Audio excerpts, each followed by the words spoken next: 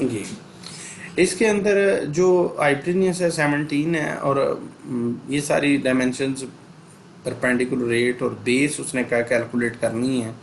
तो using Pythagoras theorem, हाँ जी। Hypotenuse square is equal to perpendicular square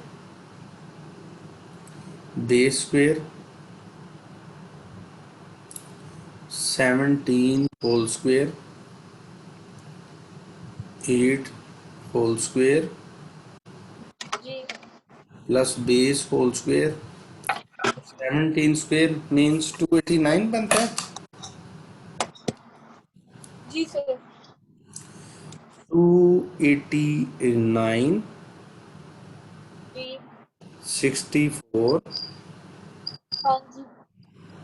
B square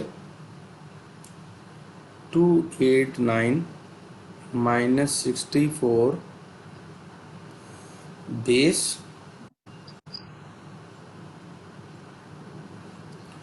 और इसको माइनस करके 5 2 2। ये बेस की वैल्यू हमने एक्स लगा लेते हैं, यहाँ पे एक्स लगा देते हैं। ठीक तो है, एक्स।